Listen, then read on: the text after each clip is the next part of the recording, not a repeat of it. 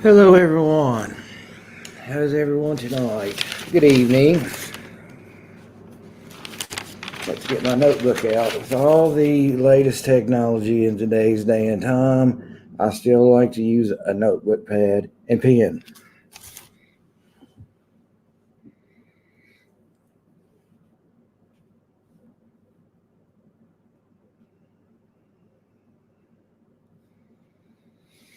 All right. It's not vodka, it's Red Bull. All right. Who wants to go first on what they found out? Um, Kelly sent me over a lot of good information. Um, so I guess I'll read this off first. Now, it appears that this was her fifth husband, not just her second one. So that's different. Definitely. It says husband number one was a high school sweetheart. Number two was older son's dad. Number three was Tylee's dad. Number four was JJ's dad. And the one she's on the run with is number five. So that makes it a little bit more interesting, doesn't it? Let's see here. I'll just read off these notes that Kelly sent me. Uh, it says Stacy Lynn Cope is the sister of Alex Cox. Alex Cox was in the home with Stacy when she mysteriously died. He reported her dead to the police. Alex was online shopping with his sister's credit cards when she somehow died. Alex's 13-year-old child was with Alex when he died. This is all confusing, guys. There are so many twists and turns to this case. It's unbelievable. The 13-year-old girl called 911. Alex had been foaming at the mouth for approximately 10 minutes before he died. When Lori was married to Joseph, she paid Alex Cox to beat Joseph up. Alex served 18 months in jail for breaking Joseph's ribs. Prior to Charles Vallow's death, Charles was texting family saying he thinks Lori and Alex are going to kill him. Charles hired an attorney. Charles changed his life insurance policy, probably the beneficiary. Lori thought Charles had at least $2 million in life insurance policy that would be hers whenever Charles would die. Family, I think it was Zach, who is Charles' brother, that lived with Charles for a brief time, heard Lori state more than once that Charles needs to go shortly prior to his death. Lori was reportedly furious when she learned she would get $0 of Charles' life insurance money. When Charles was shot and killed by Alex Cox, Lori told Tylee to take JJ and get in the car. Tylee said she never witnessed Charles being shot because she got in the car with JJ.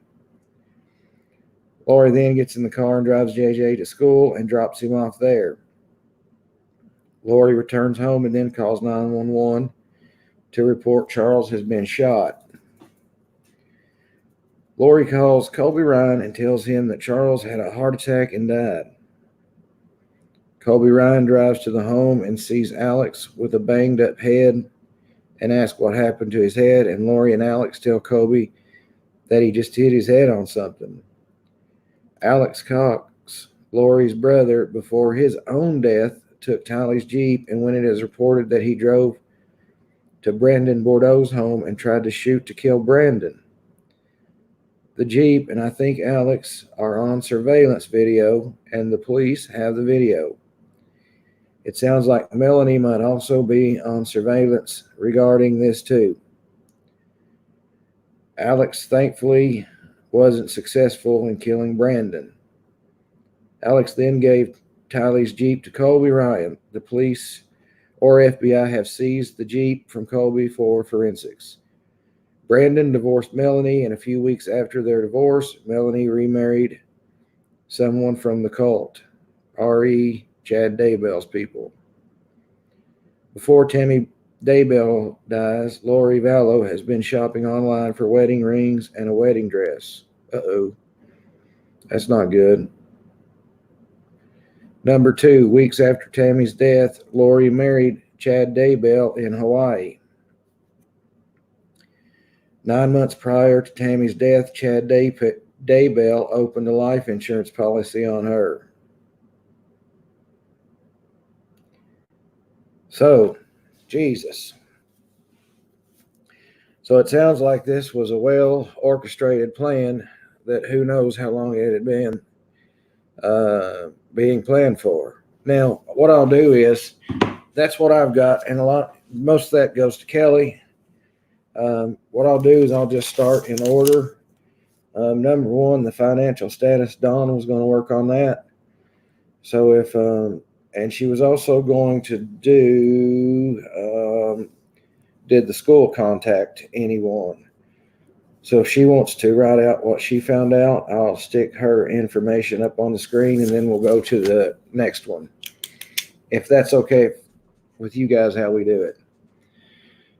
Yeah, this case, something stinks to high heaven here, and I don't believe it's a pile of shit, but who knows? Yeah, we've heard the wedding dress before, haven't we? Well, Raul Thomas, that's just it. It gets so confusing. Apparently, Lori's insurance didn't pay off to her because her husband changed the life insurance policy right before he was killed. No, I didn't, Dawn. Give me just a second to try to find it. We should, yeah, that's a good idea, Dawn. That's a real good idea. That would make it a lot easier. I wasn't even thinking of that earlier. Yes, so she has 5 husbands, and apparently 2 of them's dead.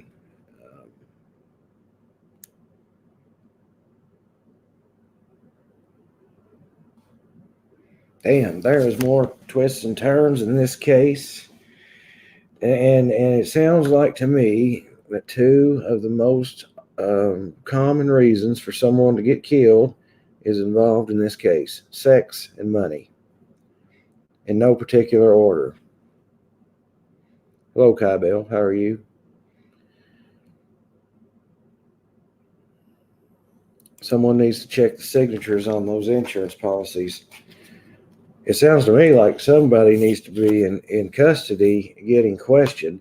Well, it all started around July, CS, when, well, I don't know when the first husband, not the first husband, but the 4th husband died in 2018. No, wait, that'd be husband number 3 because she's on 5 now. So husband number 3 died in 2018. Husband number 4 died of a gunshot wound from her brother. And now she's missing with husband number 5.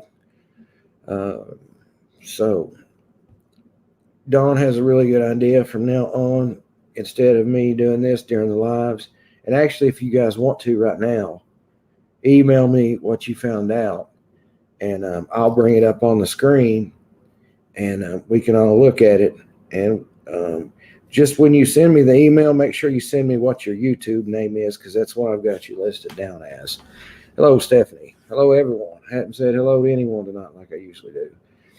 Yeah, the brother that killed the husband is dead now, too. They said he hit his head and had been foaming at the mouth for 10 minutes before they called the 911. Hello, Wisconsin. I'm still not over 2015, by the way. Just kidding.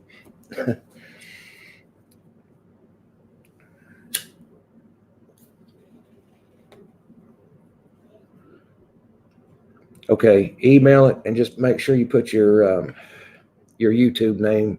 Put it in the subject line so I know who you are, please.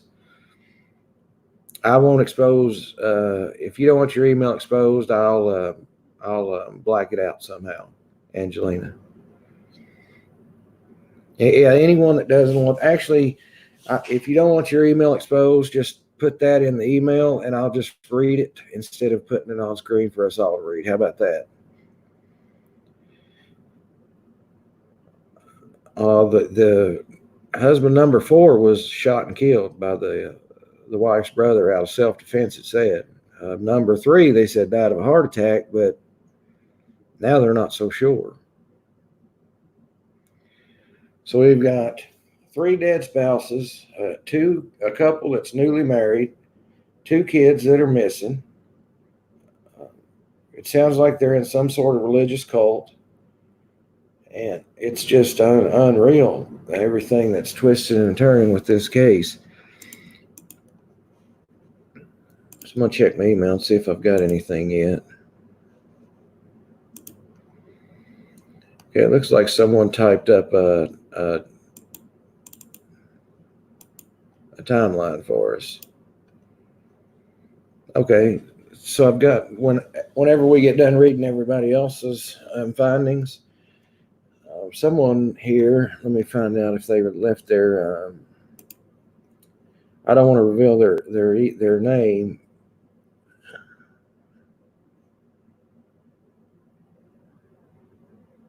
Whoever sent me the timeline, can you tell me who you are so I know to give you credit?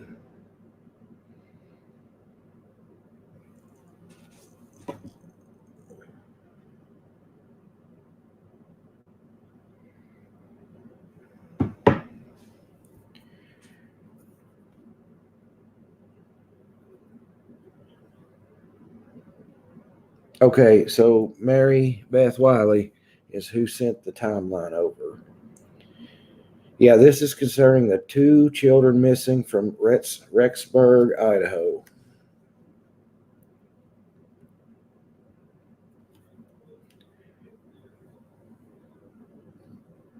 Got it, Vicky. Thank you. Thank you, my number 1 dick. Just kidding. But anyways, I'm going to, I'll read this timeline while I'm waiting for everybody else's email to come in. This is pretty good, it looks like, from what I've read. Okay, so I'm just going to read it to you. I can't see your comments on the screen, so if you do a super chat, super sticker, make a comment directly to me, I can't acknowledge you right now. I'll be back with you as soon as I read this. Okay, so 2013, Joshua Jackson Vallow, the one they call JJ, he's 7 years old now. This is in 2013, so he would have been, what, a year old? He was adopted by Charles and Lori Vallow, and he's level 2 on the autism spectrum. And by the way, thank you so much for this timeline. It looks really, really good. 2018, Lori Vallow was a wonderful, loving, attentive mother until Lori began spending all of her time with a new religious group that Kay Vallow Woodcock, grandmother to JJ, describes as a cult. Joseph Ryan, who is Tylee Ryan's father and Lori Vallow's ex-husband, died of a heart attack. His body has been cremated and cannot be exhumed to determine if his death could possibly be related to the current investigation. 2019, early 2019, Lori deserted Charles and JJ for 2.5 months. July 11th, Chandler, Arizona. Charles Vallow killed by Alex Cox, brother of Lori Vallow. Charles went to his home that he owned that Lori was currently residing to pick up JJ to take him to school. Charles was shot twice in the chest, Alex claiming self-defense. From what we've been told, he said he was attacked with a baseball bat and possibly hit over the head. September 23rd, children Tylee and JJ is the last time they're known to be seen. October 19th, Rexburg, Idaho. Tammy Daybell, 49, wife of Chad Daybell. Family members found her dead in her Fremont County home. Initially believed to be death by natural causes in her sleep after going to bed coughing, according to Chad Daybell, her husband. Subsequent investigation by the Fremont County Sheriff's Office determined Tammy Daybell's death may be suspicious and exhumed her body, which was buried in Springville, Utah on December 11th. Late October, exact date unknown at this time. Brandon Bordeaux, married Lori Vallow's niece, Melanie, is almost killed in a drive-by shooting in which the car used was Taylor Ryan's vehicle, with Alex Cox driving allegedly. So he killed the husband, now he's attempted a drive-by. Sounds like a great guy. November, Brandon Bordeaux gets a divorce from Lori Vallow's niece, Melanie, and goes into hiding with his children for his safety. Damn, there's really something wrong with this family, guys. December 11th.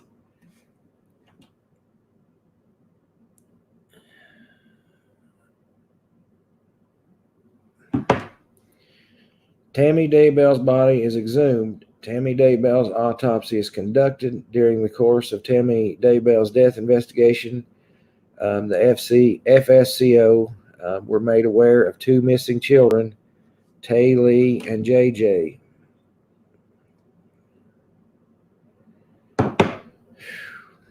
December 12th, Alex Cox mysteriously passes away, reportedly with symptoms of foaming at the mouth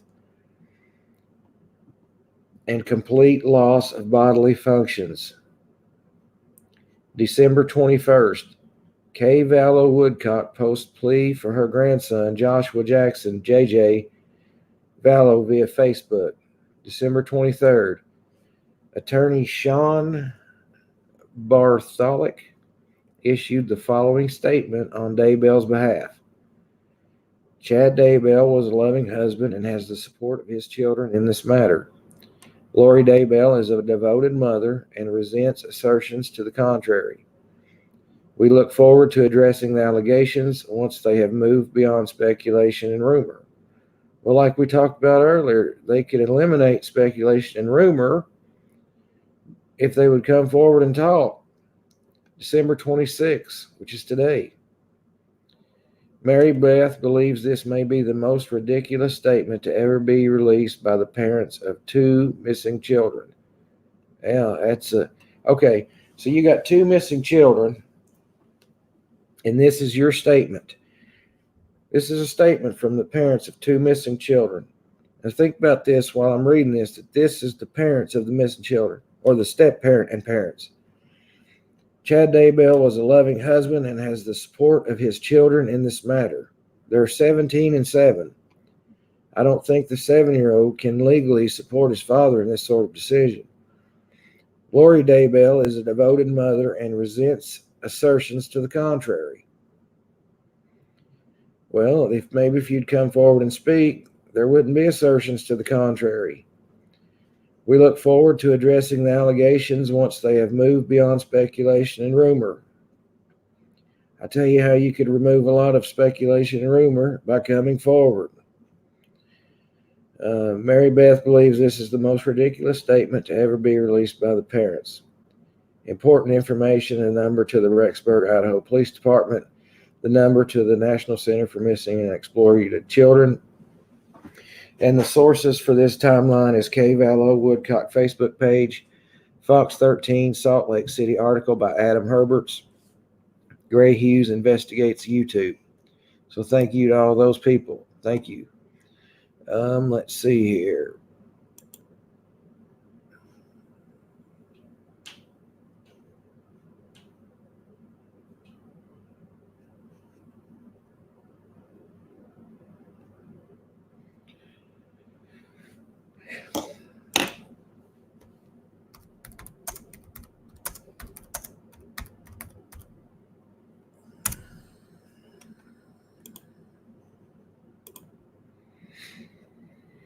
Okay. Give me just a second here.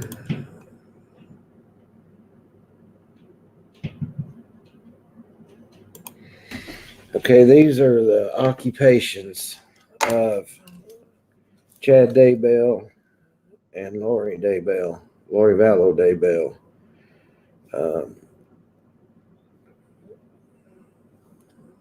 So this is the parents' professions, number 7. Okay, so Tammy Daybell, after Chad graduated from Brigham Young and took a job in Ogden, Utah, Tammy was a full-time homemaker and mother. They later moved to Springville, Utah, and Tammy became the computer teacher at Art City Elementary. She co-founded Spring Creek Book Company in 2004, serving as chief financial officer. In 2015, the family moved to Salem, Idaho, and she became the assistant librarian at Madison Middle School. She later became the librarian at Central Elementary School in Sugar City, Idaho. She served in numerous capacities in the Church of Jesus Christ of Latter-day Saints, including as State Girls Camp Director and as Young Women President. She also served in Relief Society and primary residencies. Lori Vallow.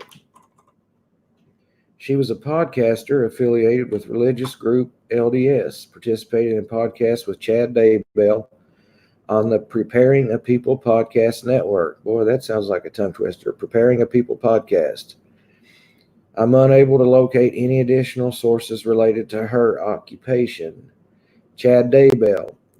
Chad Daybell did not start, own, or control any part of our media company. He was also not paid to speak at our events.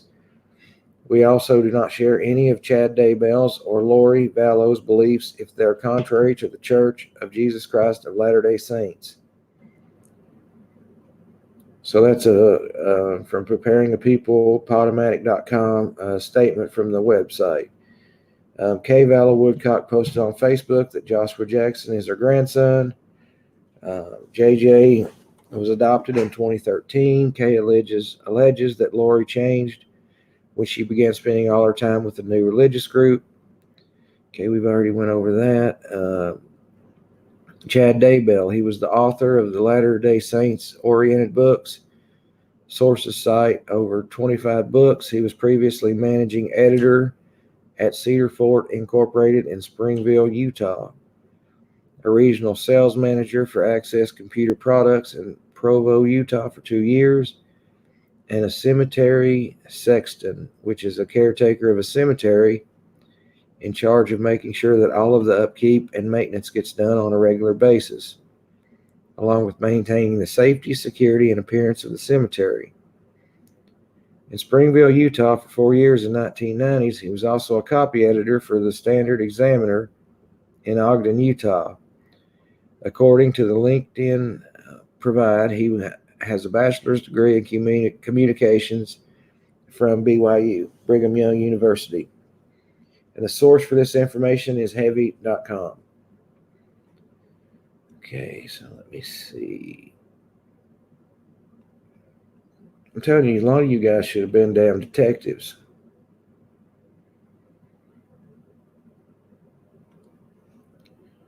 I'm scanning over this and seeing what we already had from the timeline.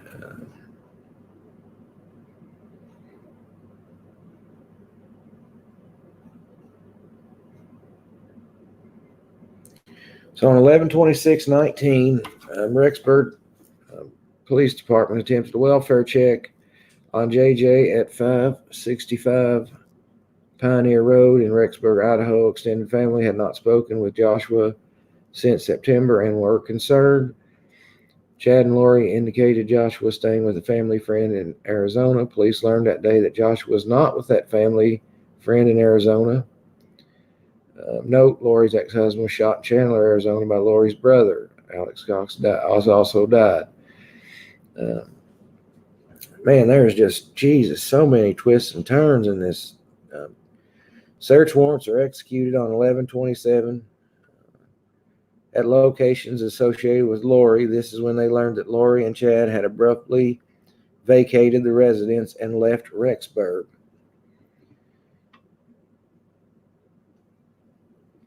I'm trying to scan over this and see what we got.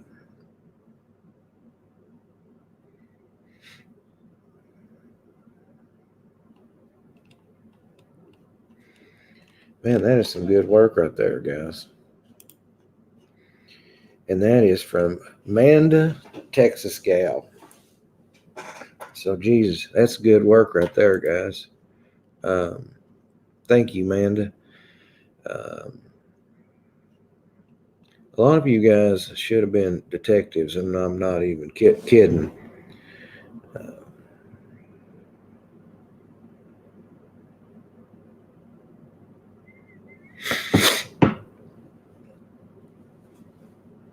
Well, you're very welcome, Amanda. Thank you. Okay, so let me go back to my emails. I was just wanting to see if anybody had said anything or wanted to go over anything about what I read off.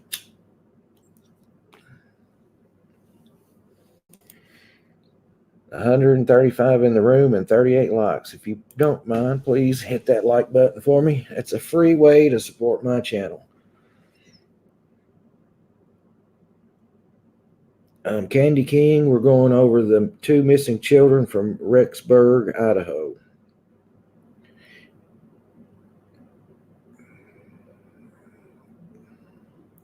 All info directly from Gray Hughes Investigates. Actually, I've cited all the sources where the information came from. Hello, Angie, babe.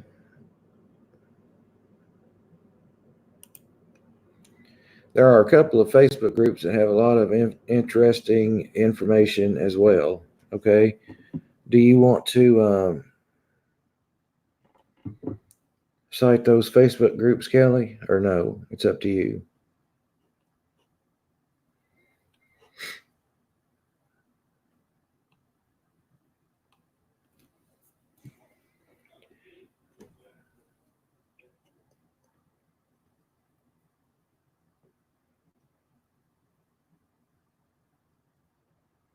Yes, City Lights, go ahead. See you, Angelina. I hope you make it back before we go off.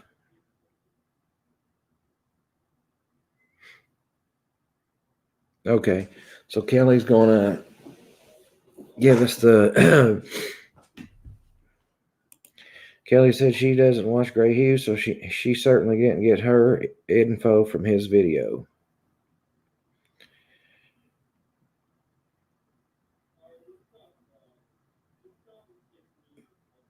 We did have one that was credit to Gray Hughes, and I did credit him for, and that a source cited in the email I received. I did credit him for that. The others were credit to websites and other things.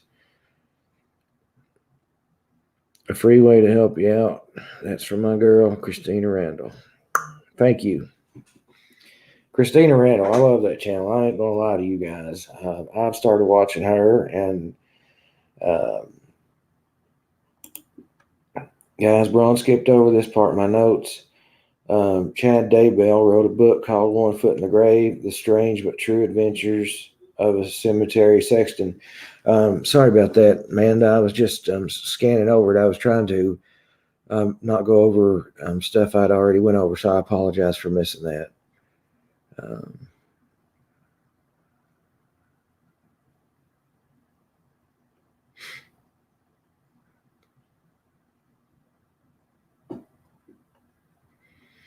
Getting ready for the rodeo finals in Vegas. Uh-oh.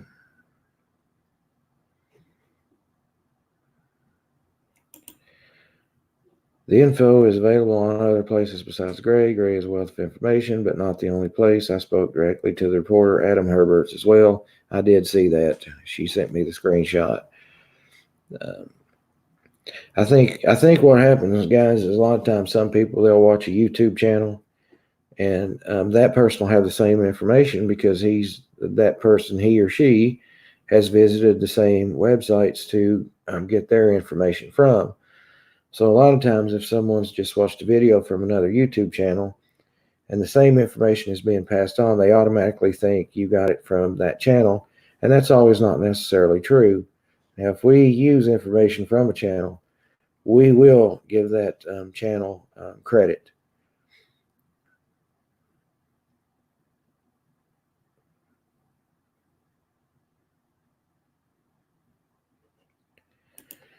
Lori and Chad get hitched. Help us plan our wedding. This is their Facebook.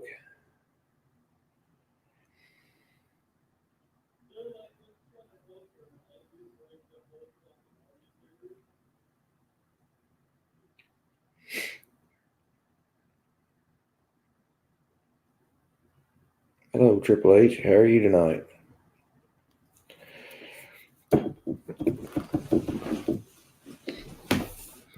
And I did get that a free way to support your friend's channel from Christina Randall.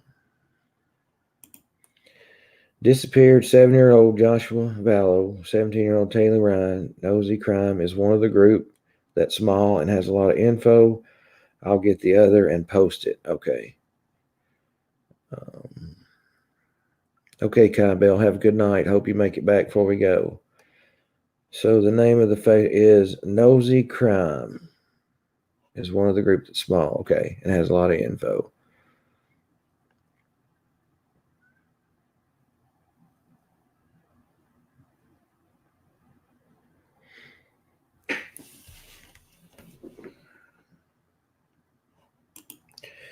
Just because people research is the same truth outcome. Like I said about stay informed, we don't need to be the first on his channel, and never mind giving credit.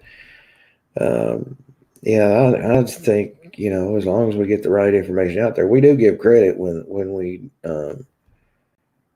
It does, because the other night I had people messaging me, "Hey, don't give her credit for nothing," and I was like, "What?" I'm new to a lot of this, guys, so I do make mistakes, and if you point it out to me, oh God, mine just went crazy over that taste of Red Bull. So if you point it out to me, I will try to make it right.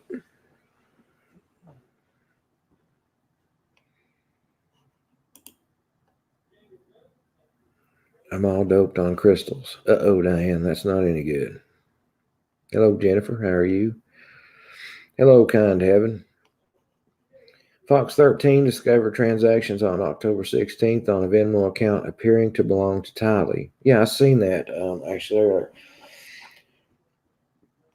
Kind, are your chakras still opened? I seen that message and it about fell over. I liked it though.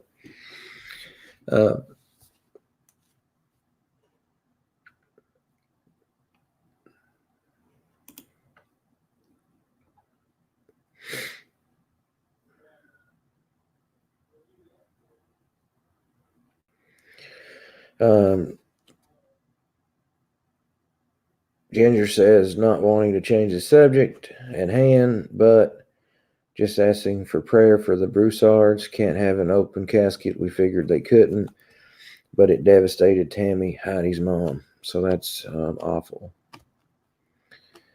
We're sorry to hear that, Genji. And we all will be praying for Tammy. That's awful. I'm telling you guys that this Heidi being killed and her baby being stolen from her has affected me more than I think you guys realize.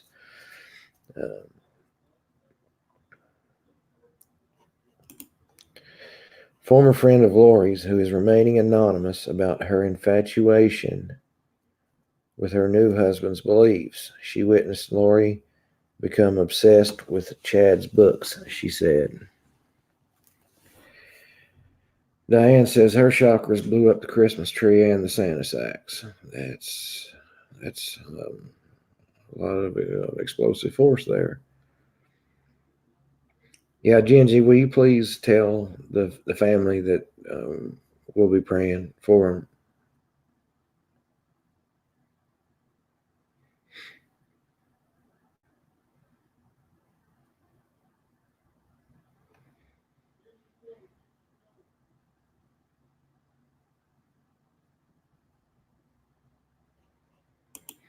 I think so too, Jazz Jupiter.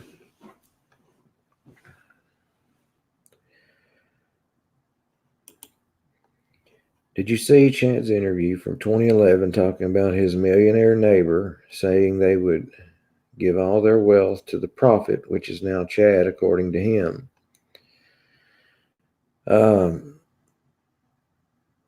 Just curious, is that neighbor deceased now?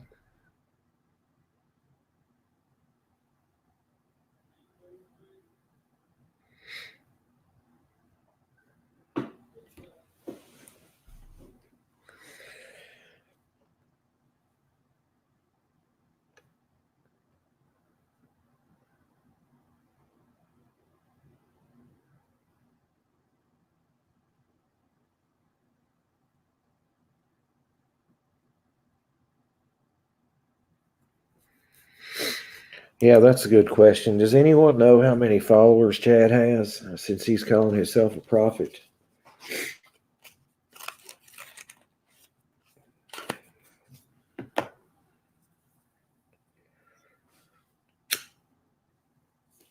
Hello, Abby. We are working diligently on it. Thank you. Has anyone looked at Chad's book? I haven't. I had to run a lot of errands.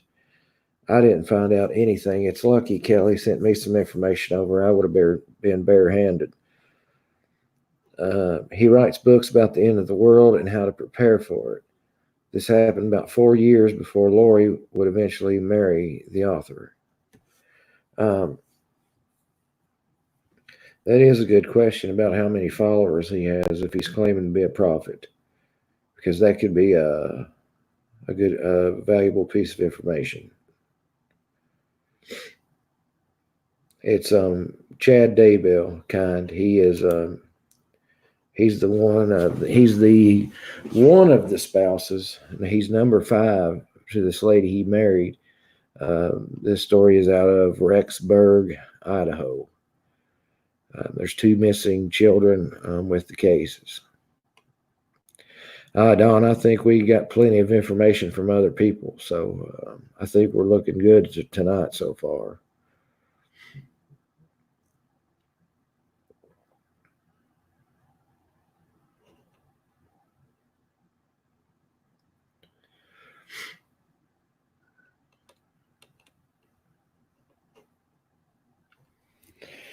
And it seems like there was someone that commented on Gingy's post on my Facebook page, True Crime Files.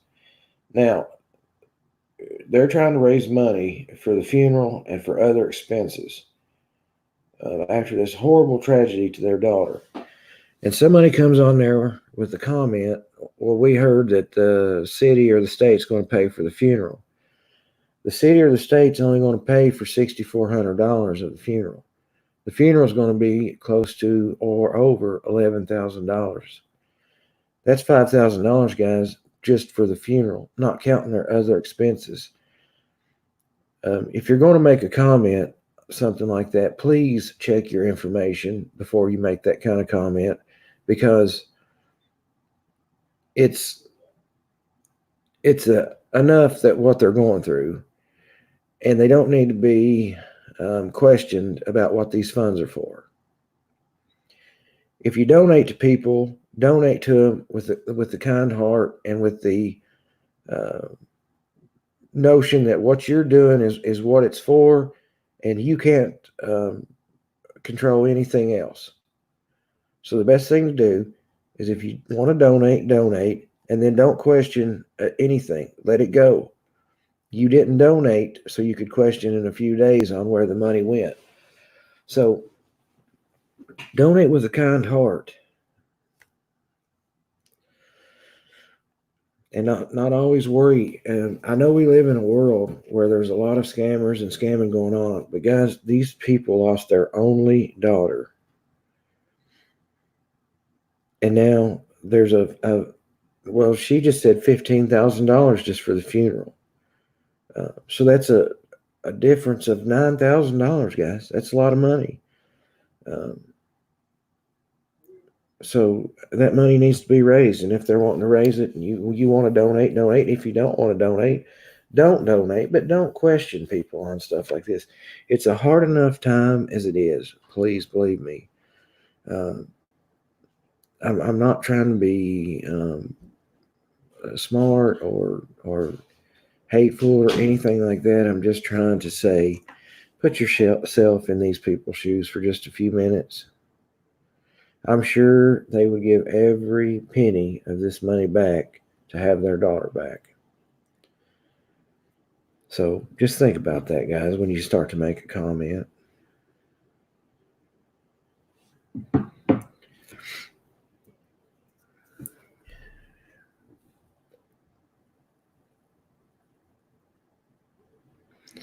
I was telling someone the other day, and I mean this, you could literally wash someone's ass with a bar of soap, dry it with a towel, and bring them a block of gold. And someone would write a comment that you washed it wrong, you probably dried it too rough, and you took too long carrying the gold up the hill to them. You see what I'm saying? Somebody's always going to find a fault with something. So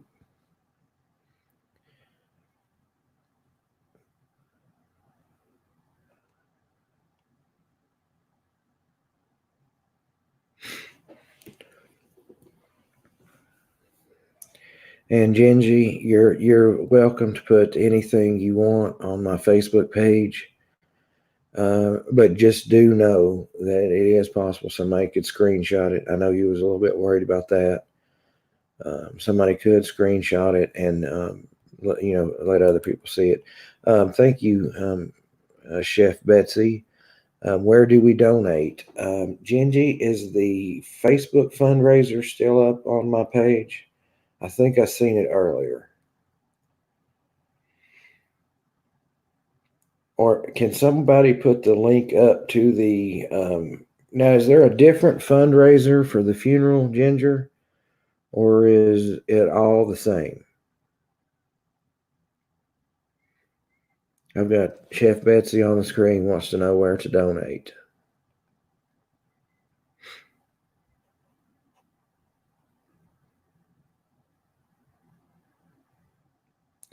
Okay, Ginger, is the fundraiser for the funeral the same as the fundraiser that's up on my page? Okay, all the same.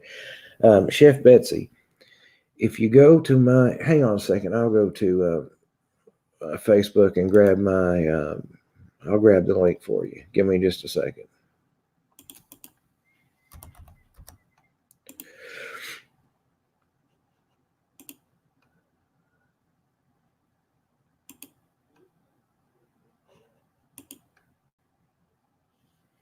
Okay, never mind. Jesse's got it posted right there, guys, on the screen.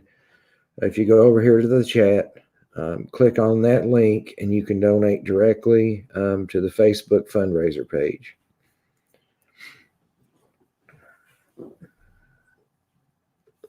Thank you, Jesse.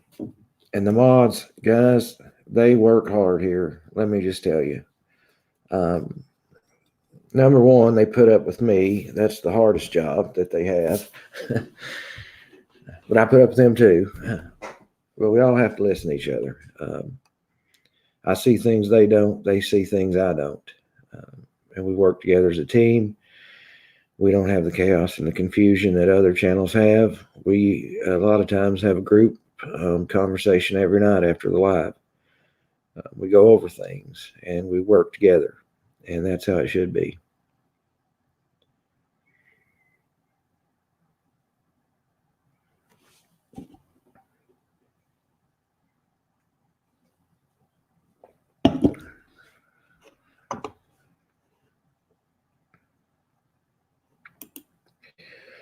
Did Lori ever mention how Chad felt about kids and how they would be helpful in the end of the world? I'm not sure. Cowgirl up says she will go over and donate as soon as we're done. Awesome mods here. Thanks to you all. They are awesome mods.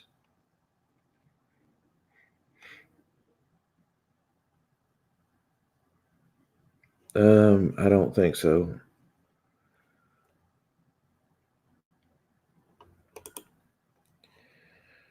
Her friend vividly disturbing thing Lori would allegedly say, it's going to be the end of the world and we should all just drive off a cliff and kill us and our kids and die all at the same time.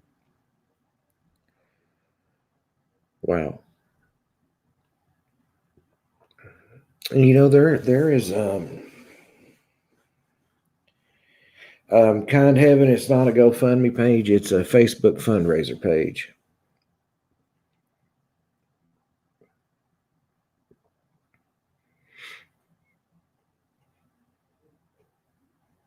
And thank you, Kind Heaven. Very nice.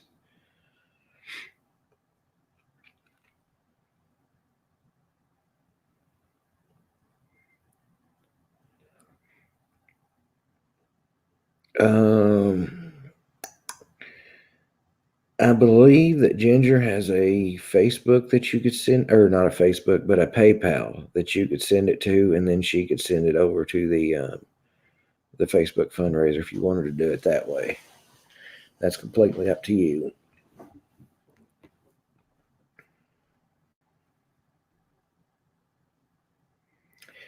Hello, Akeisha. How are you tonight?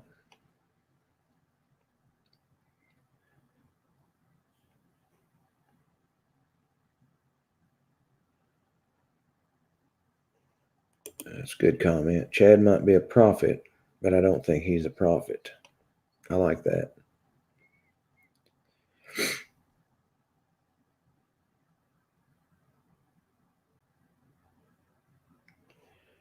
Ginger says she does have PayPal.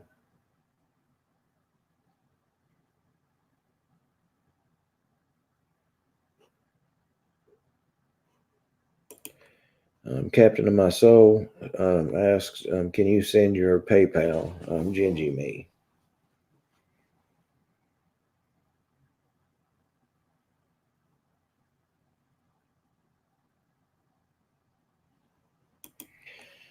This is her friend talking about Lori, things Lori would say to her.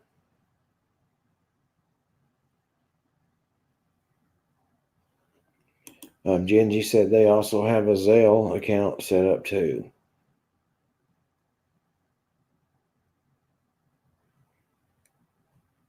Abby, if you fall asleep, good night. Sweet dreams.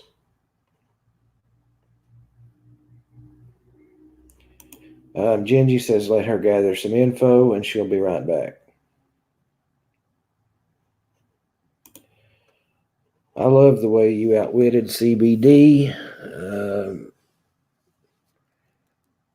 The best video ever, although I noticed she got to you a little bit. No, I'll let you know, he or she didn't get to me a little bit. I was receiving other important messages on my phone, and I started concentrating on that.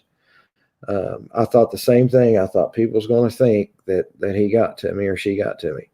No, that's not the case. I was concentrating on something else for a minute. And that's what happened. No, CBD did not get to me. I thought it was the funniest thing ever. The fact that he was going to report me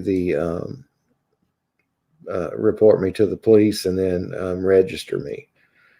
And I don't know where he would register me at. What was he going to register me at? On being on YouTube? I mean, come on. And anything he accused me of, I've got. How many people was in the room? 180 people. That's 180 alibis.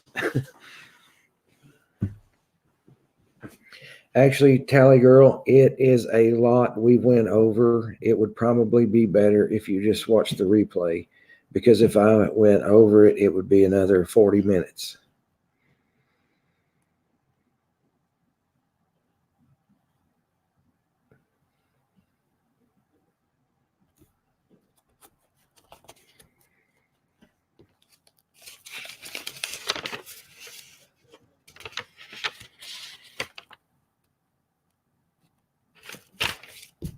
Yeah, Cassius, I mean, that's the truth. Whatever he said he was going to report me for, I had 180 alibis. But the main thing I wanted to do last night, guys, and I hope you realize this, is I was not trying to let this person take over the chat or ignore any of you guys, the loyal subs, the nucleus. Is I was wanting to pick this guy's brain to find out why, what is it? For instance, back in the truck in the garage and the Lexus not being there, I want to find out why they believe this stuff. That's important to me, because when you, I'm getting ready to be sentenced tonight, Brent. Yeah, I'll be there soon. But what happens is, and this just boggles my mind, is he'll come up with these new clues, and he'll go over it, and his subs will be like, "Oh my gosh, AD, I can't believe you found out this information." You're so good. The FBI should contact you.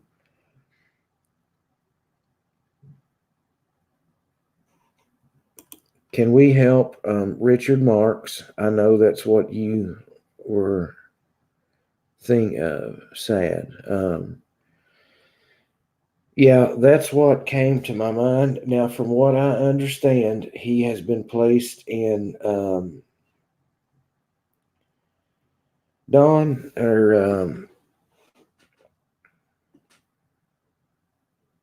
Tamara. Is Tamara Hayes here in the room? Hang on a second. I'll let me read this email to you. She sent me an email earlier with an update on Richard.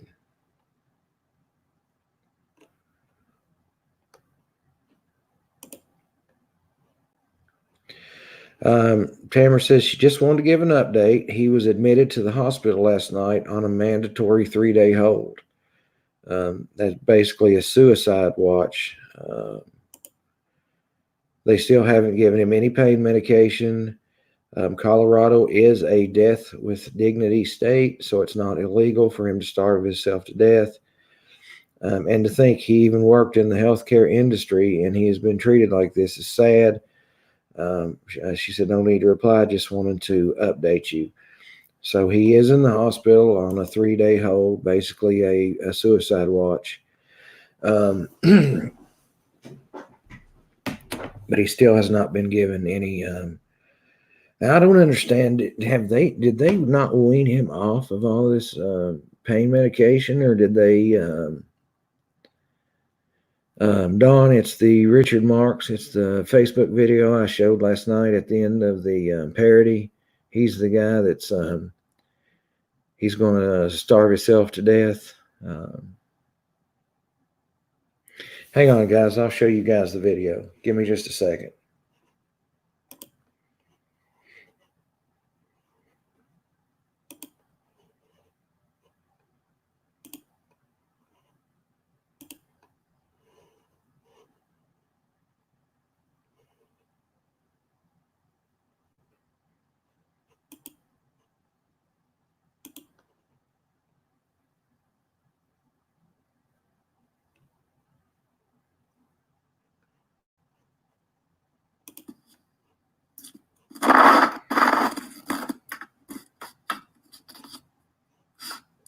Hey guys, this is Richard Mark.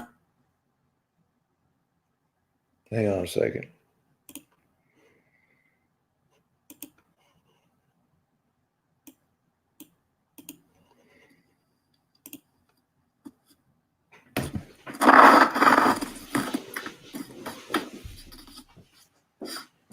Hey guys, this is Richard Mark.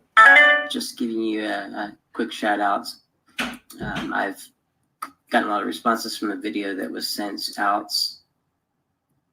A lot of responses on that, and just wanted to kind of touch base with everyone with regards to where we're at. The way I got here, first off, is let me explain that, and let's start there. I used to work in surgery. I was a surgical technician and then became a surgical first assistant. And I started my own perioperative staffing agency, surgical staffing agency in Dallas, Texas. And I was doing a lot of just perioperative staffing for doctors, hospitals, nurses, and surgery centers, that type of thing. In any event, I had left Baylor University Medical Center one night in 1997, and when I was on the way home and I stopped for gas, a man walked up to me with something shiny in his hand, and it was down by his side. I couldn't really tell what it was, and he just walked right up to me and then raised this gun up to my chest and turned it sideways. I don't know why they turn it sideways. Surely that can't improve accuracy. Who knows? But in any event, I was point blank shot in the chest randomly in a random attempted homicide, and that picked me up probably about 5 to 8 feet back in the air, and slumped me onto the ground. 5 feet, and my left lung collapsed. I started to bleed out into my pneumothorax, where the lung had collapsed and bleeding into the empty lung area. Basically, I was going to basically drown on my own blood if they didn't get me to the hospital quickly enough. In any event, I got to the hospital and went back to Baylor. And there was a lot of people from surgery there that were waiting for me. It was the toughest thing I've ever been through. I've never been in so much pain in my life that has never stopped since that happened. And I remember waking up in the recovery room and waking up screaming out of anesthesia. And I've never, in all the patients that I've seen in my practicing, I've never seen any patient wake up screaming in the recovery room. That's what it was like for me. And it's been almost 25 years of that now. I've developed some really, really good coping skills over the way. You have to, or you'd be dead by now. I've developed some really, really good coping skills, and I've done the best that I can with the CRPS, the facial burning, skin burning. But now my bones are collapsing, and there's not even an option to do surgery. If they were put any hardware into me, it would basically the bones around the hardware would fracture. They can't even use bone cement, which in surgery we used methacrylate, which is bone cement, and use that to strengthen bones. But that's not even an option with me to do a kyphoplasty, because my bones simply just can't withstand anything, any type of hardware or even the methacrylate. So at this point, I'm spending about 99% of my time in bed and unable to move. And when I do move, it's like this. I have to do it in small increments. My muscles all scream and my bones rub against each other, which is extremely painful. I've never known anything that is to this pain intensity in my life, to a pain intensity that you can hear the pain in your head. It's a loud buzzing sound that you can't get away from. And I'm tired, guys. I hope this all works out. That's all I've got to say, and I wanted to just put this video out there for anyone who wanted to share it. Thank you, guys. All right, so you guys see that.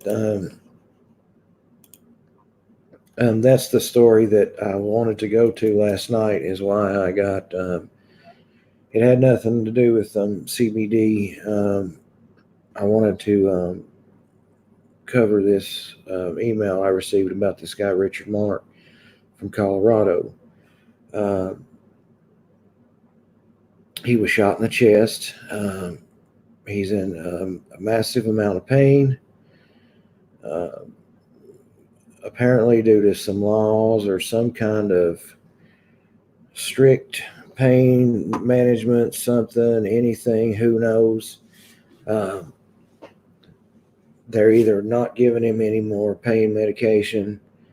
And this, if anyone in the world needs pain medication, guys, it's probably this guy right here, Richard Mark.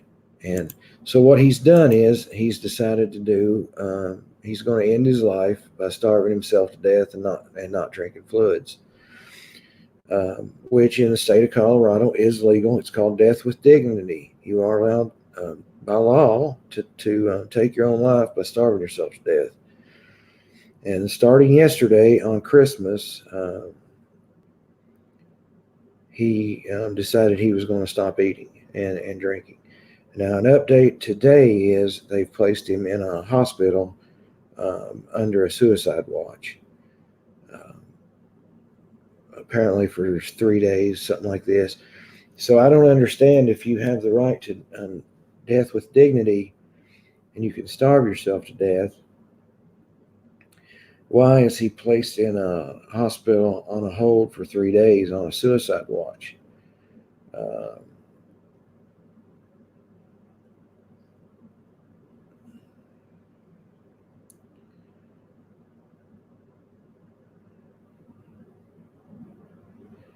it just seems like, yeah, we do, Grumpy Granny. You're right. We do only have one side of the story. And that's his. And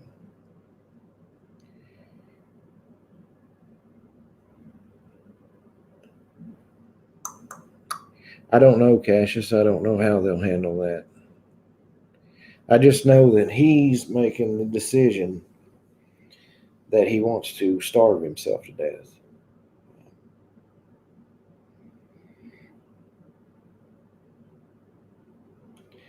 Um, yeah, I mean, think of this: people that's on death row, they give them medicine because they will. What's it called? There's a word they use in the end. When they call it a horrific death, but there's a name for it. I can't think. I can never think of something when I'm trying to think of it. Um, it said Colorado. We love you. Now, when they execute someone, they give them comfort drugs. When an animal is in bad shape, they put that animal down humanely. So why do we have people in this country, the United States, that are in this sort of situation? I don't understand that.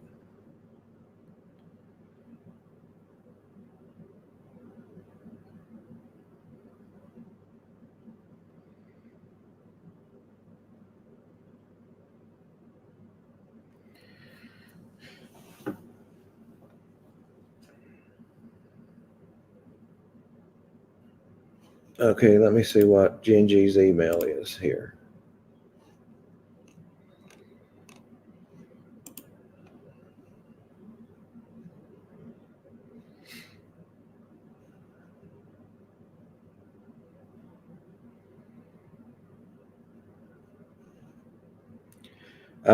Genji, can I put this? Obviously, I guess I can put this information up on the screen, right?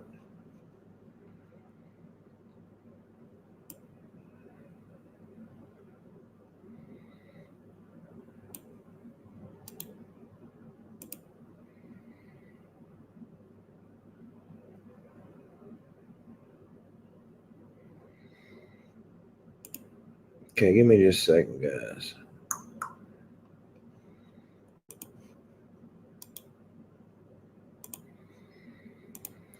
Okay, so I just posted it. Let me grab it and put it up on the screen, wherever it went. On the screen, that is the email for the Zelle account. Now, let me read this to you. It says, this will go straight into the account that was made prior to the finding of Heidi. Unfortunately, now it need to be used for funeral and cemetery. Now, someone did make a comment that the state or the city is going to pay for this funeral. They're going to pay $6,400. There is still a lot of expenses to cover on this funeral. So when you post information like that, guys, have the whole information. Now it says, even if for some miracle the cost gets paid for, this family can still use this to pay for bills that have accumulated while they've been out of town, out of work for over a week. Thanks in advance. So this on the screen is the Zelle account.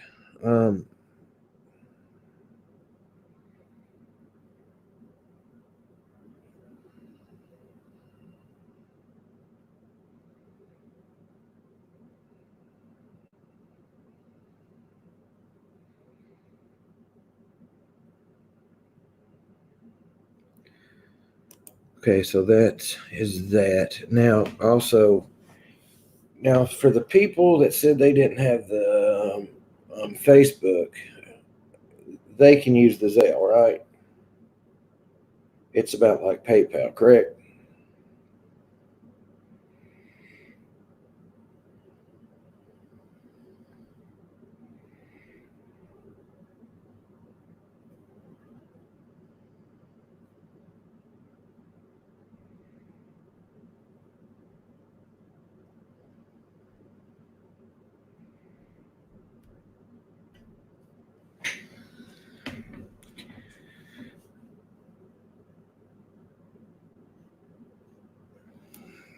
You're welcome, Michelle.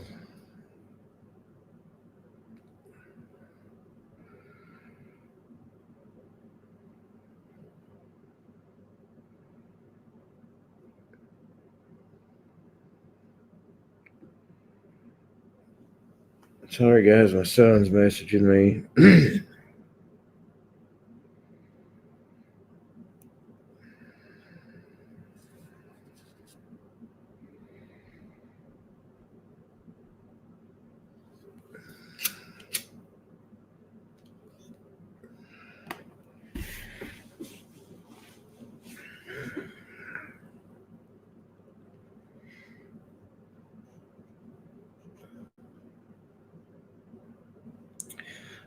At the moment, we're talking about the Heidi Bouchard's funeral. Um,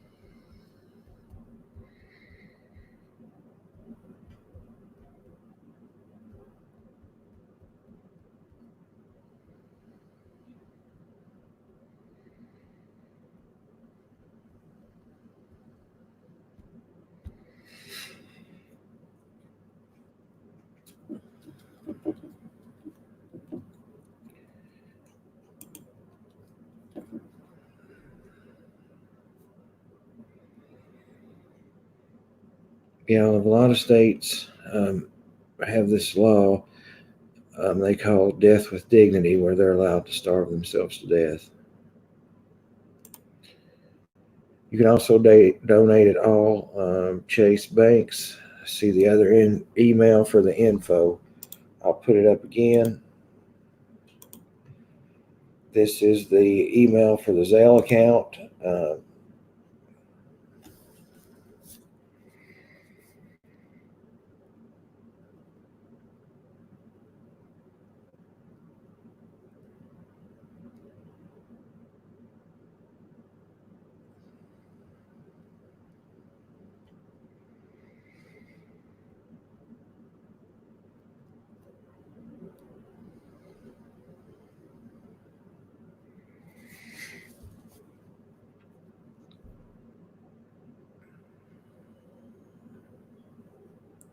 Yeah, Mel, I seen that. Megan went to court over the traffic tickets she had, um, and flipped the bird to the camera. You're welcome, Genji. Thanks for letting us do all we can to help. We appreciate that. We've gotten so close. I feel to Heidi ever since this happened. That it's affected us all on this channel. It really has.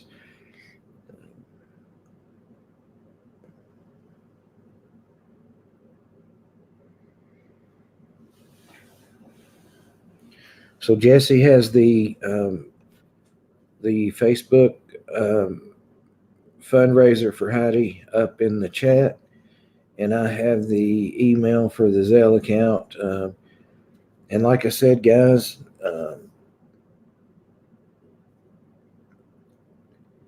people are saying, well, the city or the state's going to pay for it. They're only paying $6,400. And anybody that knows with the funeral, $6,400 isn't much on a funeral. So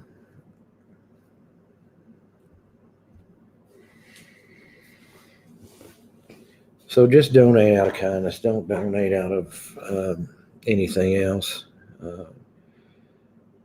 Like I said earlier, I'm sure this family would give every cent of that money back to have their daughter back.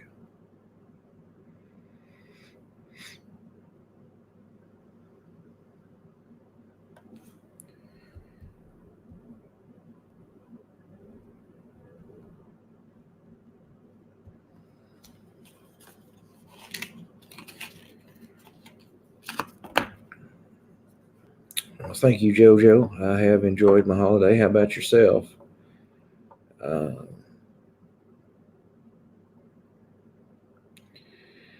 I do want to keep up with this Richard Mark ongoing story, I guess you could say. Not that it's really true crime, but it is something that's been brought to my attention that I'm very invested in. And I don't know about you guys, but I really want to keep up with Richard Mark, which is the guy we just watched on the Facebook video. The state is paying, they are putting $6,400 towards the funeral, Pitbull. The total cost of the funeral, headstone, cemetery, everything is close to $15,000.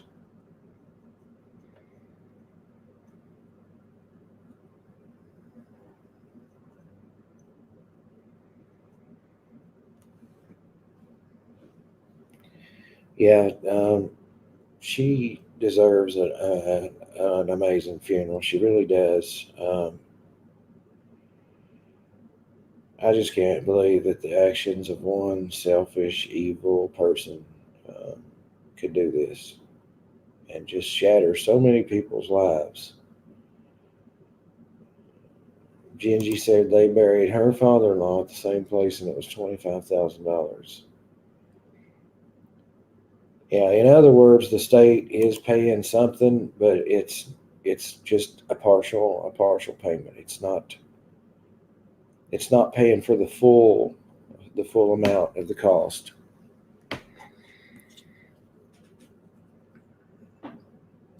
I've told my mom, because I'm not married, and I'll tell you guys, so I've got however many witnesses here. When I pass, I just want to be cremated. That way it's least expensive and it's the same end result, in my opinion. For me, this is my decision. I believe if I'm gone, I'm gone. It doesn't really matter what they do with me. So that's what I want to do for myself to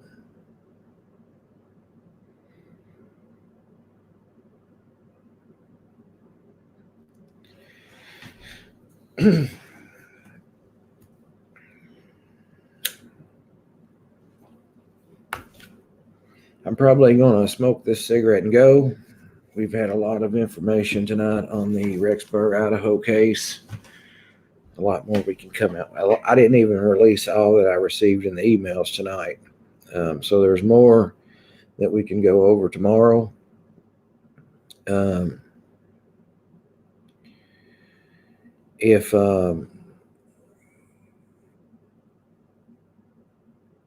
If you want to just go over this case alone, if there's another case y'all would like to go over, just let me know. There's a solved case I want to go over with you guys that I've been intrigued with my whole life, and that's the John List case. So I do want to do that sometime in the future.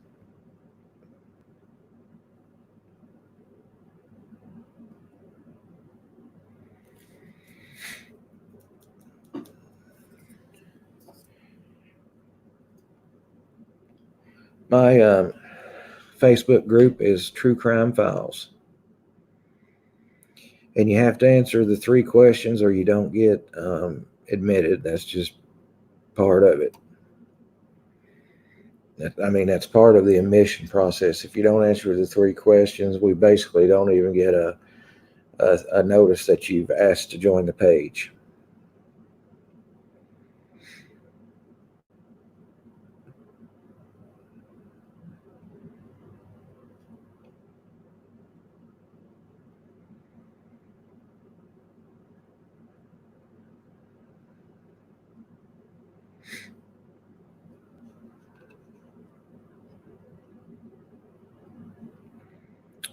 Um, no, that's what the it's True Crime Files is what it's called.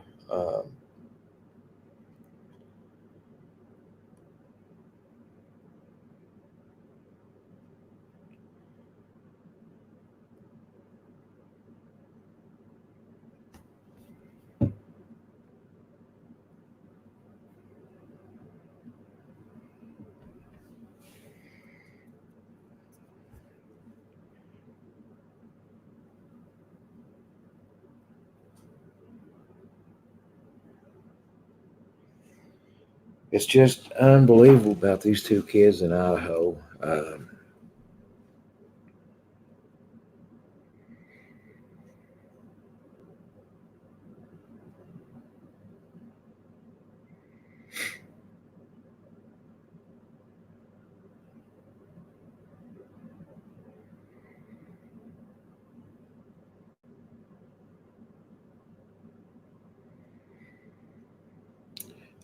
Danette, do you know what time the arraignment is tomorrow? If I can find a live stream of it, I'll cover it.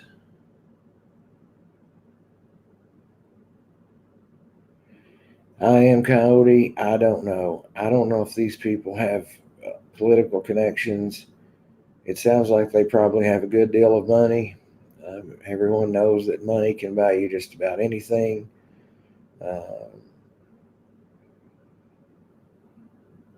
So it's hard to say if we'll ever get to the bottom of what happened to these children. Genji, do you know what time the arraignment is? It's 9 a.m. Is that Eastern time or is that Central time? Do you know?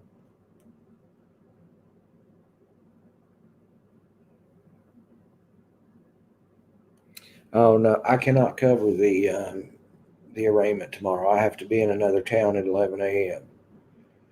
The town's about an hour and a half away from me. I have to run an errand.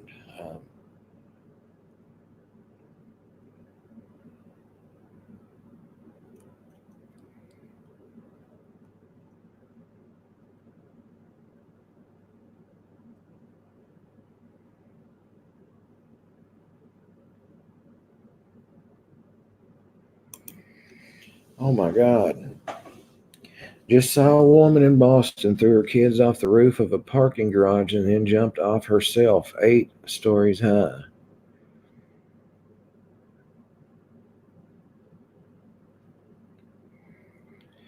Yeah, and just the reason that I want to be cremated, and I know this sounds ridiculous. I'm just going to put that out there right now. Um, but the reason I want to be cremated is because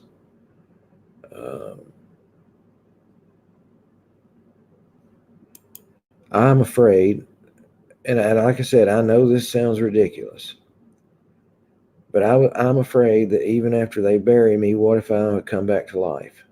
And I know, please don't think I'm lost it or anything like that, but I mean, just think about it. I just, for my sake, I don't want to be in the ground. Well, thank you, David. I appreciate that. Now, Trish, are you talking about me? You found this channel when your mom was in ICU? Really?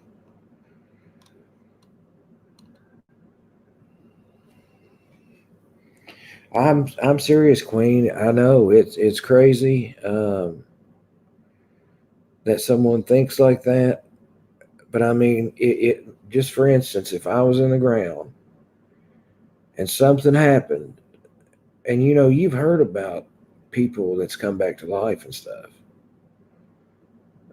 I know it's not common or anything like that, but it would be my case that if I did get put in the ground, it would happen to me. And if that happened, I would be absolutely terrified to wake up and be 6 feet under the ground. And I know that's crazy to think that way. So please, try to understand where I'm coming from. I've suffered from anxiety all my life. And just now I know after I'm gone, it's not going to matter. I'm not even going to know um, what's going on, probably, ever. But just the fact that knowing before I go that could happen would probably put me through a lot of anxiety. So just knowing I'm going to be cremated, that relieves a lot of my anxiety. Well, thank you, City Lights. I'm glad. I'm not glad about your mom. I'm glad we was able to help you through a very tough time. Uh, well, Gingy, the thing of it is after they've burned me, there's no chance I can come back to life. I'll be nothing but ashes. Yeah, that's what I'm saying, Kelly. I know it sounds completely ridiculous. Don't get me wrong. I am 100% telling you guys first-hand knowledge. It's probably wouldn't happen, never could happen, anything like that. Um, it's just the thought of it that when I'm alive, knowing that that's in my mind. I've always said with anxiety, guys, if it's real in your mind, it's real to you.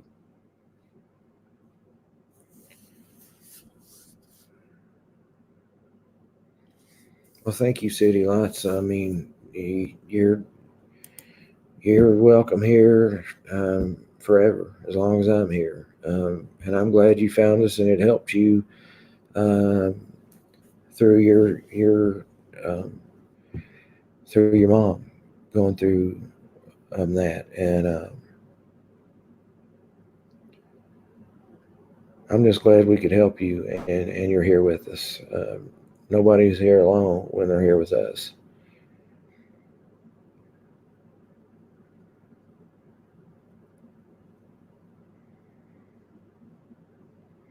Yes, I do. I am Cody. Now, I've been off for the holidays, and I've actually been coming on twice. Once sort of early for the subscribers in the UK, and then once in the evening for the ones in the US at the evening time. And that's just because I'm around the house. I get bored. There's not a lot going on. It's wintertime.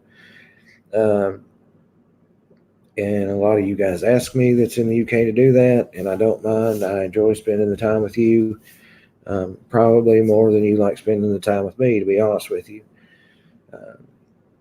So, with that said, until I go back to work after the first, I'll probably be on a couple of times a day, unless you all get so tired of me that you just tell me, hey, you got to slow it down a little bit here. Yeah, me too, Gingy. Believe me, I wish if we could undo what's been done and us never have met, I would rather have that than the way we met. Believe me, I know exactly what you're saying.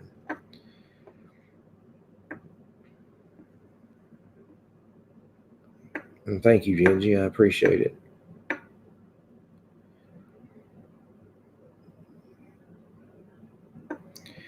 I'm telling you guys, I've said it 100 times, and I'll say it 100,000 more. Uh, this is like a family here. We support each other. We help each other when we're in need. A lot of us have suffered from the same things: anxiety, panic, substance abuse, different things. And if there's ever a night where one of you guys is like, damn, I'm getting ready to go have a drink, or I'm getting ready to go use, email me and I'll give you my phone number and we'll talk. Because, they say, guys, that when you're fiending for whatever it is you're wanting, that only lasts for about 5 minutes. And if you can make it through that 5 minutes, then you've done it. I've learned a lot in my life suffering through anxiety and panic and substance abuse. And I've learned that you need to focus your mind on something else. Distract your mind. I've said this a bunch. Your mind controls you or you control your mind. It's one or the other. So, and I've been through it, and a lot of you guys have too. So I'm not just talking a bunch of crap. I've been there. I've been through anxiety, panic, and substance abuse. And substance abuse is one of the hardest things you'll ever go through when you withdraw from. I'm not going to sugarcoat it and say it's easy. It's not. You have to want it. You have to want to be done. Amanda, I talked to the person yesterday that had sent me the ornaments for my beard. She said she did send them and she apologizes they didn't get here in time for Christmas. But she says they are on the way. So what we'll do is when the beard ornaments get here, I'll put them on and we'll just celebrate the beard ornaments a few days late.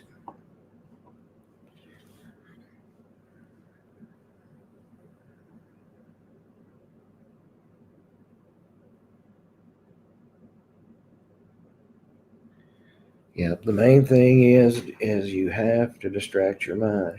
And I'll tell you something that helps me a lot, guys, and it might help you. So I'll tell you guys, and I've told you this before, but there might be somebody here that didn't hear it. A lot of my anxiety and panic comes to me when I'm on the interstate. It always has. I've always had trouble being on the interstate. Uh, and a counselor I was seeing one time gave me this idea, and it helps me a lot. She told me that when I start feeling anxious and I feel like I'm going to have a panic attack, is look at someone's license plate, and there's plenty of license plates on the interstate. You know that as well as I do, and just start adding up the numbers. Like if it says 934, 9 plus 3 is 12, plus 4 is 16. Do multiplication and addition. 9 times 3 is 27, plus 4 is 31. Just do it a whole bunch of different ways. And you'll realize, and a lot of times I'll tell you something else I do, is if you'll call somebody when you're feeling anxious and you have a conversation with someone, that distracts your mind away from, because what's happening is your mind is telling you that you're going to die. You're having a heart attack, you're having an aneurysm, all these things that your mind is telling you that's not happening. But if your mind is telling you, it doesn't matter if it's happening or not, it's real to you.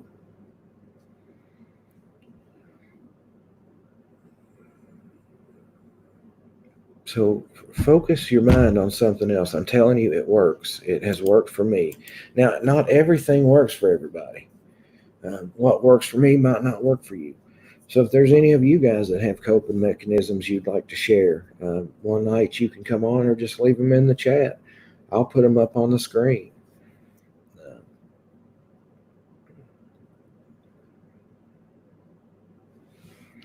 Yeah, see, that's where we're different, Mary Beth. I'm most anxious during the day.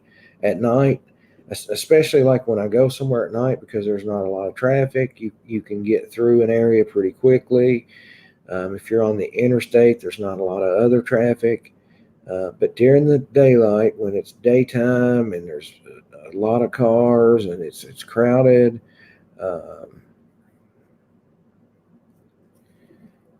Um, just a couple days ago, CS.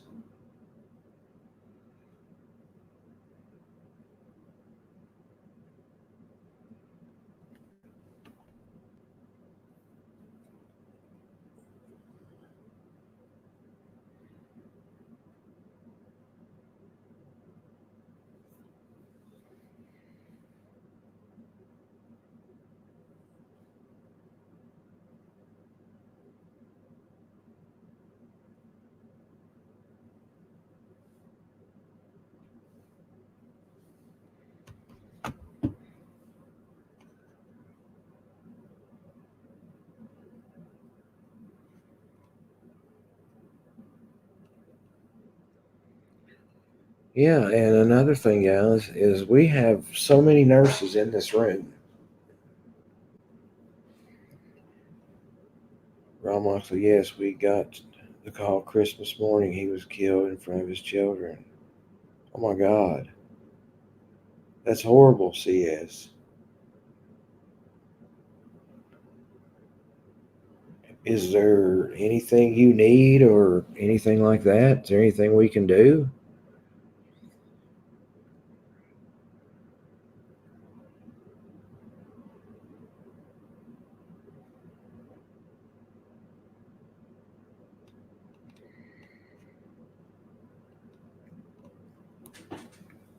And Mary, I'm not sure why it's the interstate that bothers me. It just always has been. I think it's just where, to be honest with you, I think I know exactly why it is. I told you a lie there. I do know why. It's because if you're on just a regular street, there's in any place you can pull over, you can turn around, you can do whatever you want to do. On the interstate, there's a certain amount of miles you have to go before the next exit. And it's almost like that's your escape. And if you just pass this exit and there's 5 miles to the next exit, that's when my anxiety peaks. It's because I know I got to go 5 more miles till I get to that next exit.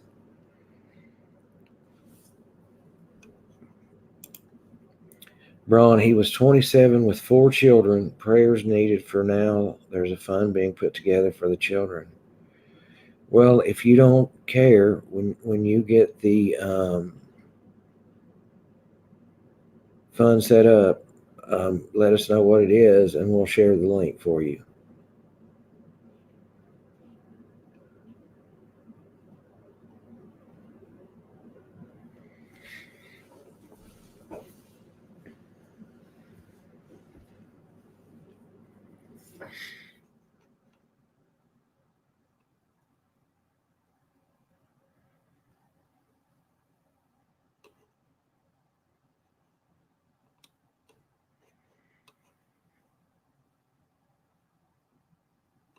Yeah, the lack of control of my surroundings.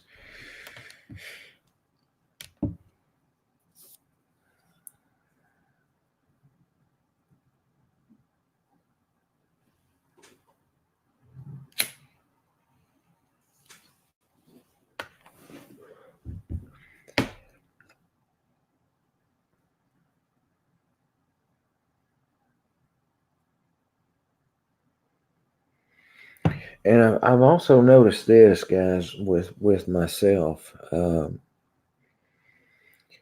Is, for instance, how I have trouble on the interstate. I think a lot of times if I'm not familiar with an area, I get anxious too because I don't know where the exits are going to be, and different things like that. If I drive an area all the time and I'm familiar with that area and I know where the next exit is, then I'm not as anxious because I'm familiar with the area, just kind of like what Elizabeth said. Um, not familiar with my surroundings. Yeah, CS, that is just awful, tragic news. Uh,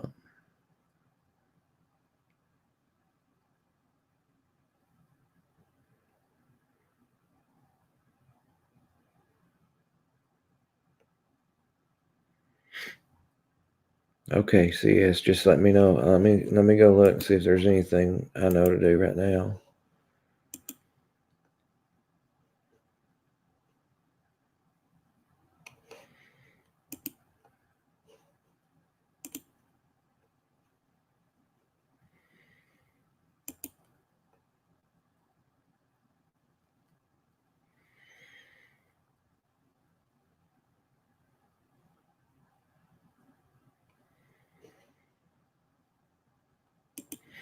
Now let me ask you this, CS. Do you mind if a video popped up with the link you sent me? Do you mind if I play that video?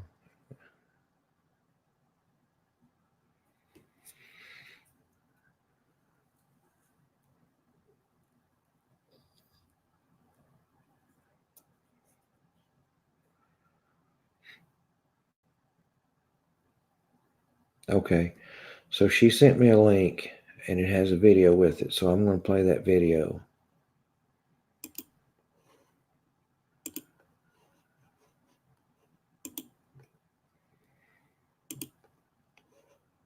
Police say 30-year-old Leighton Josephs entered the Lakeland home armed with a handgun that he used to shoot and kill the victims. Crime scene video from last night shows that home decked out with Christmas decorations. Police say Josephs knew the 30-year-old woman and 27-year-old man who were living inside that home.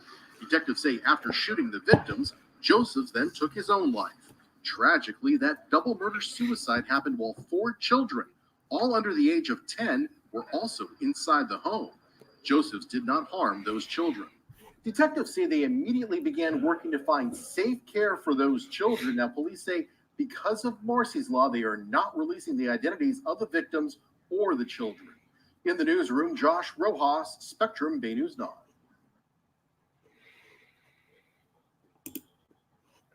So, okay.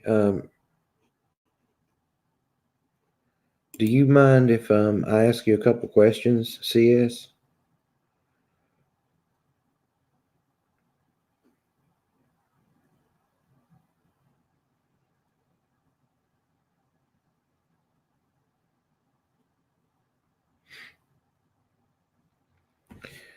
Well, so how did the person that come in and shot these 2 people, was it a male or a female?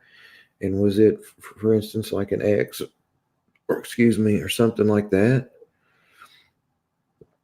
I'm trying to figure out what happened. There's no excuse for what happened. Don't get me wrong. I'm just trying to find out. He was your fiance's nephew. The person that got killed was your fiance's nephew, right? Not the perpetrator.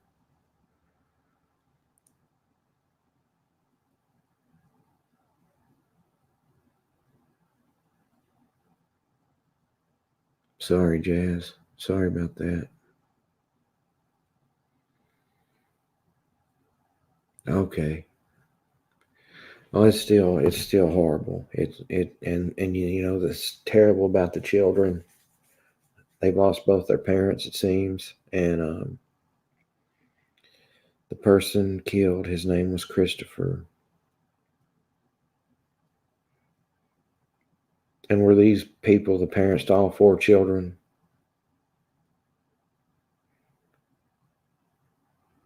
I mean, this is just heartbreaking right here.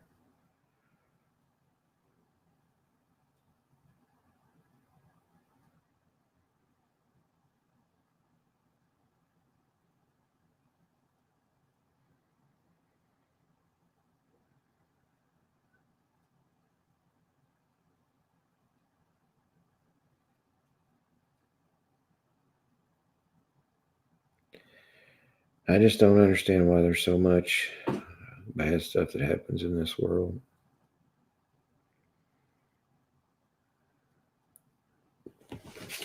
If we could all just see that we're all human beings.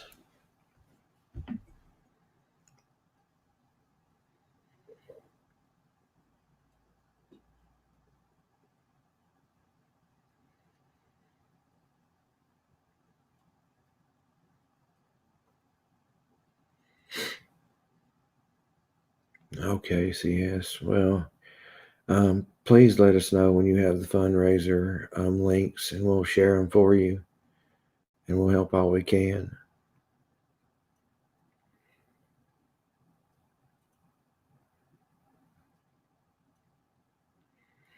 Lizzie, she said that a minute ago they're still doing an investigation. They don't know why.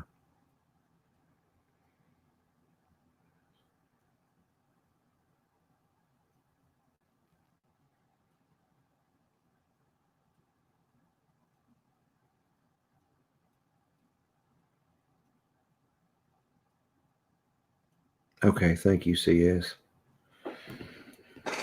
Wow.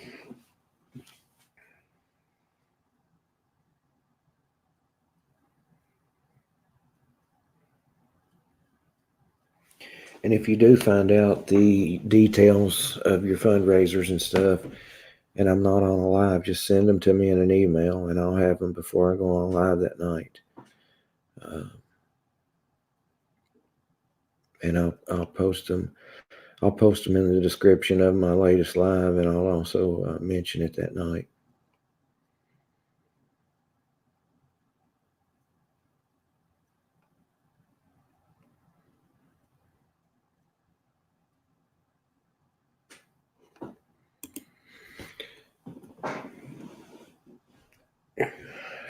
Jeez, and right on Christmas Eve too, and getting notified on Christmas.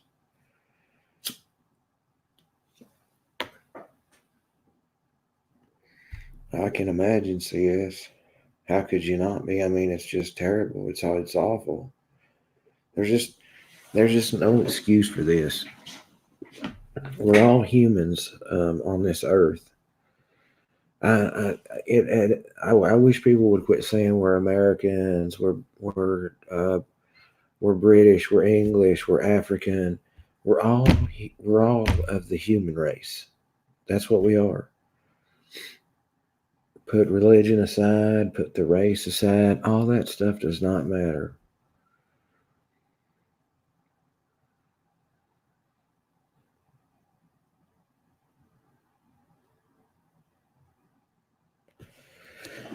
It's just it's senseless. It doesn't have to happen.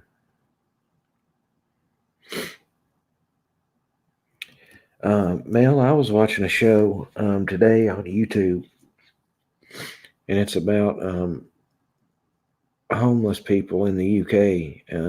It tells the town that it's in, and it's like so prevalent. A lot of them are living in tents and things like that. I'll have to look at the show I'm watching to let you know so you can watch it.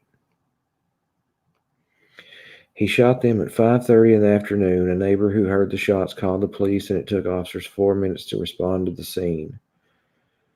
I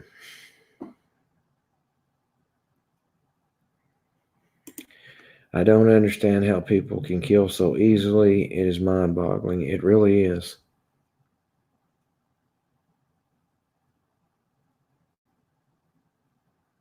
Thank you, Lizzie. I appreciate that. It's awfully kind words. It really is.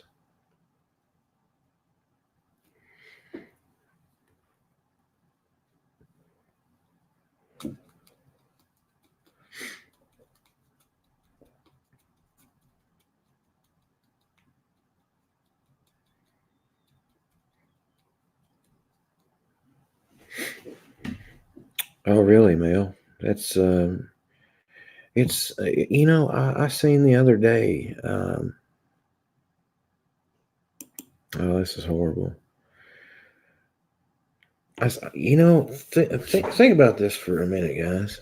I seen the other day. Now I don't know how true this is, but I seen this, and it's probably right. It said that there are more empty places to live than there are homeless people. Now that doesn't make sense to me. How can that make sense to our leaders, our elected officials, that we have more abandoned and empty residences than we have homeless people? That should not happen in this country, in this world.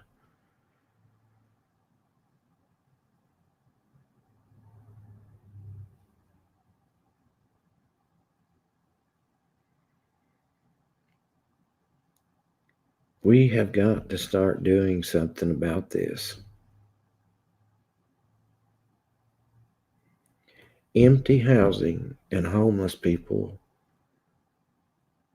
should not be happening. It's who I was watching this show, guys, and these people are laying there on the street. They've got their mattress set up right on the sidewalk in front of stores. Their bedding's there.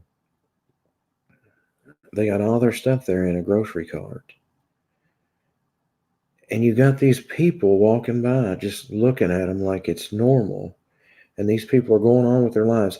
And these people probably have $20 $200, $2,000 in their bank account that they're probably going to die, and that's going to be there that they'll never use, that person laying right there on the ground could use right then and there immediately. We have got to quit putting all of our stock in money. I don't get it. How can we as human beings walk by somebody laying on the street that's going to lay there in the rain and be wet all night, and we're going to go home to a house with a warm bed, heat, and turn on the TV and act like nothing's wrong? I don't understand it.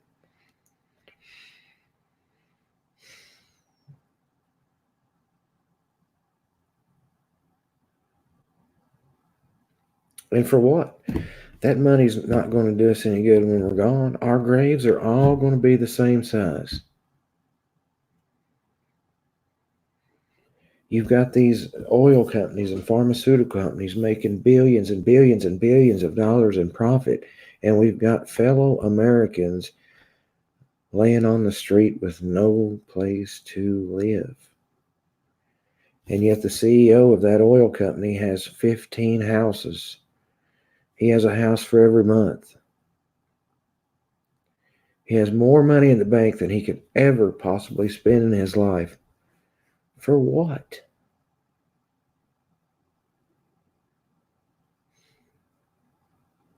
I don't understand it.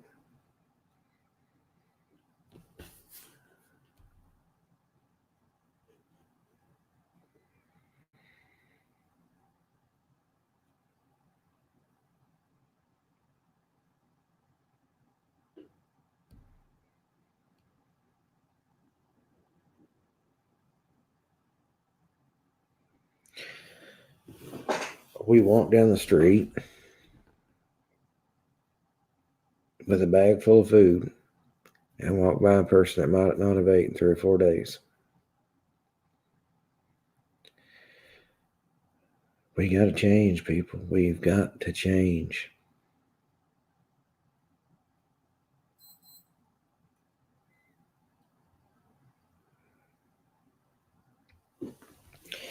And people say, well, it's drugs or it's something like that. Not necessarily. There's people that just hit hard times. Probably 90% of us in this chat room right now is 2 paychecks away from being on the street ourselves.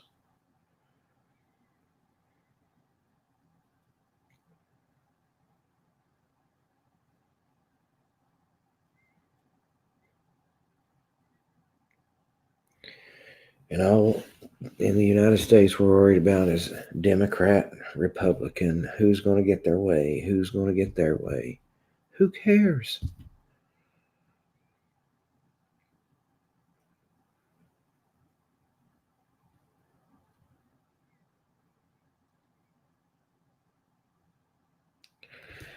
Anyway, guys, I guess I've put a real damper on the channel tonight, but it's true. It's true, and we need to do something about it.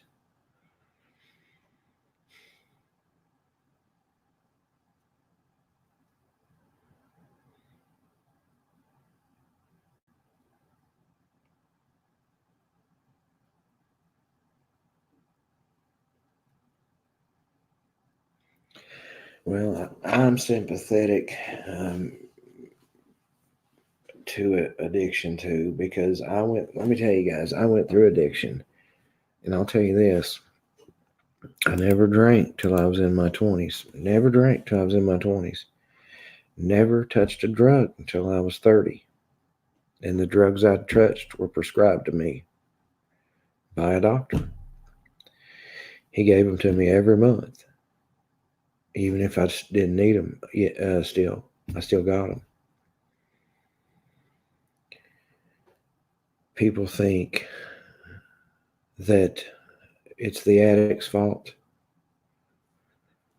Maybe sometimes, yes. I'm telling you this right now, guys, and I know this for a fact. If you took an addict and you showed her, how their life would be in 2 years after they take their first hit, shot, dose, whatever they're doing, If you could show them their life in 2 years, they would never take that first hit, dose, shot, whatever it was they was putting in their body. They wouldn't do it.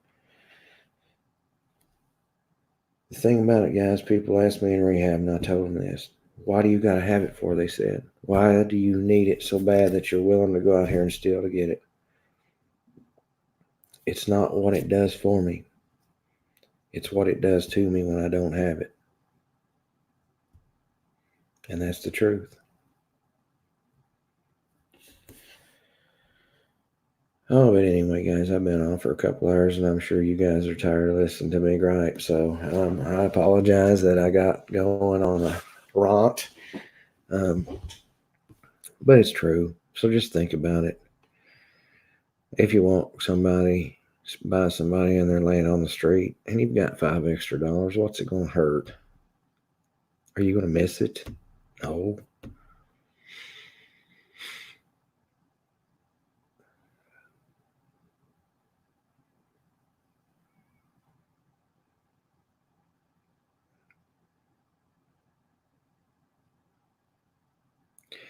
I love you guys. I love all of you. I really do. And I will see you tomorrow.